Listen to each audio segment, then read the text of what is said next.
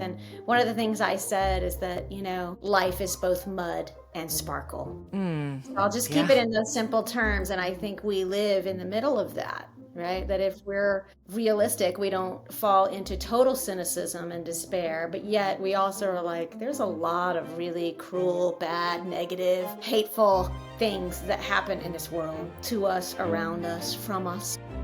Hmm. And I think, to me, when I think middle ground, I think of navigating that both and in our everyday lives. For me, middle ground means finding a space where we share values.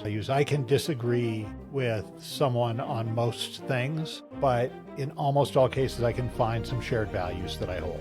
And it won't be all values in any sense of the word, but there's got to be, there's almost always some value that I hold that other people hold. And if we can find that moment and that value, then we can find middle ground and we can connect. For middle ground, with respect to Emmeline Ventures, I want to say there's a part of me that wants to answer and to say there is no middle ground. Okay. Why? We are outside the normal. We are outside the center. We are in the blue ocean. We are away. We are not in the middle. And it's not to say, I was careful not to say we're in the fringes because that connotes something, but we are in a whole other space. That is where our focus is. That is not where traditional, typical venture capital has played. And so I'm sure that's part of the dispelling of the myth, is because we are not part of the myth. So you have to look at it and say, okay, we have to create a model that teaches them how to think, how to communicate, how to write, how to integrate ideas, and that is something we could never give up. So that's the liberal arts curriculum. And that liberal arts curriculum just gives them a baseline. I call it it's almost like the seed in an avocado. So if you're looking at the solar system, you have the seed, and then you have the layers of around. And the layers are, what else are you going to learn? Like, eventually you'll pick a second or third major and stick with it. And then you might pick up a minor or two.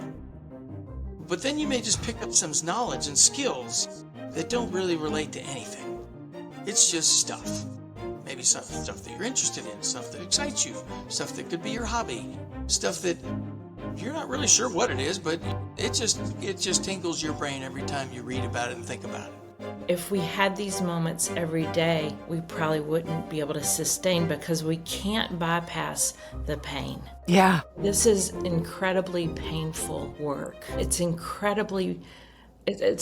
a club no one wants to be in to go through grief, but it's a universal connection. It does not miss anyone.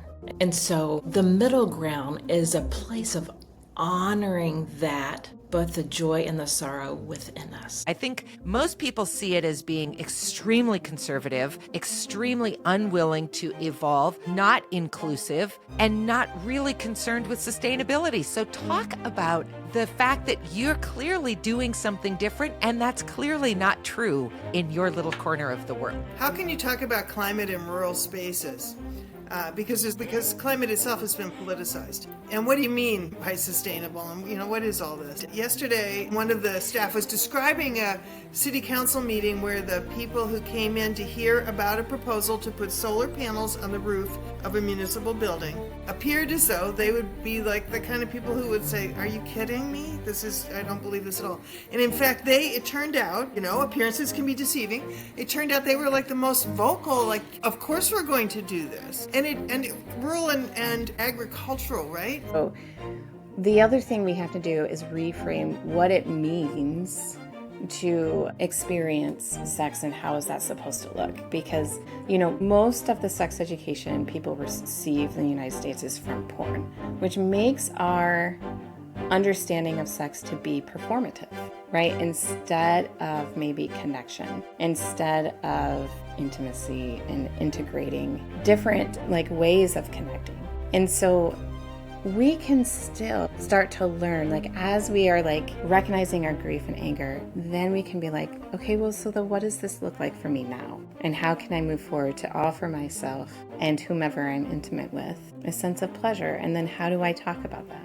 And I feel like middle ground now is such a rare and needed place in our country that we need to talk and understand. And we need to not demonize. And I didn't say that in a way to try to encourage people to put their firmly held beliefs to the side. It was that if we're ever going to achieve middle ground, we have to be able to connect with one another and do it in a way of mutual respect and caring. And we all want the same goal in the end. We want vibrant, passionate lives and a country that is going to be successful in a world where there is less fear and trauma and war. And we're not going to do that by sitting in separate camps. We're just not. It's not going to work. So what does that middle ground look like, and how do we get there? And that to me is the rich conversation and work and effort that I applaud you for leaning into, and I think we all need to lean into.